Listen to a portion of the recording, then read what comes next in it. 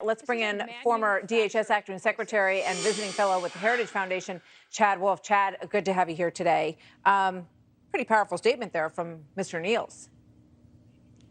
Yeah, I think it is, but he's absolutely correct. I think at the end of the day, the local communities there and the local law enforcement are going to have to deal with this unprecedented number of individuals coming across the border that are then being released into communities, not only there along the border, but they will go into communities all across this country. So they're going to have to deal, we're going to have to deal with that not only from a public safety perspective, but also from a schooling perspective.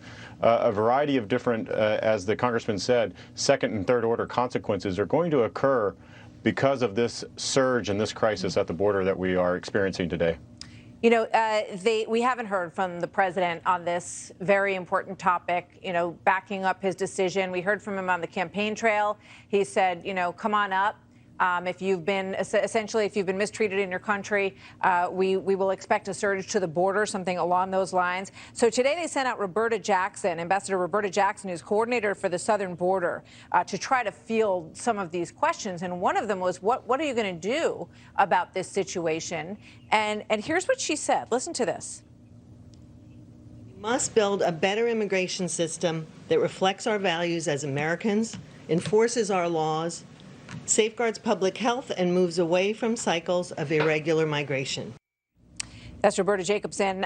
So she says, you know, we need a safer immigration system that enforces our laws and safeguards public health. What would you say to that? Well, I would say that they're doing almost the exact opposite at the moment. As far as enforcing the laws, we know that they're not doing that. They've given direction and guidance to ICE law enforcement officials to disregard certain populations from deportation or removal from the country. We know that they are not enforcing border security. They're not enforcing a lot of the policies and procedures that we had put in place over the last 3 to 4 years.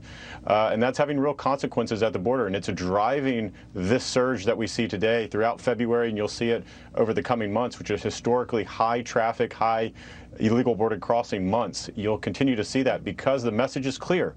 The message is, if you somehow make it to the border today, unlike several months ago, even several years ago, you will get in, you will be allowed to stay, and you'll be able to do that throughout your immigration proceeding. And they do this knowing that only about 10% of folks actually apply and qualify for asylum. And so letting 100% of folks in, knowing that only 10% at the end of the day are going to qualify, is just the wrong approach. And it's something that we dealt with over the last 3 to 4 years. And again, we put in Remain in Mexico, or MPP. Yeah. We put in a number of these things to root out that fraud. And unfortunately, we're going to see a lot more fraud in the coming days. Well, I thought it was, I mean, Jen Psaki said, oh, we're letting in, you know, young people, but we're not letting in a lot of other people because most of them don't qualify for asylum. But we all know that people are pouring across the border, and then they have, you know, a catch and release policy, and you never see most of them again. The other thing I want to ask you about is the policy. You just talked about Remain in Mexico, and this is the way that Ambassador Jacobson addressed the question about what they're going to do now with regard to trying to stem this flow. And I thought this was interesting too. Watch this. There have been multiple engagements with the government of Mexico at very high level, with the government of Guatemala, with the Honduran government and Salvadoran in the first, 6 weeks of government. So I think we've gotten off to a big start, a fast start in that engagement.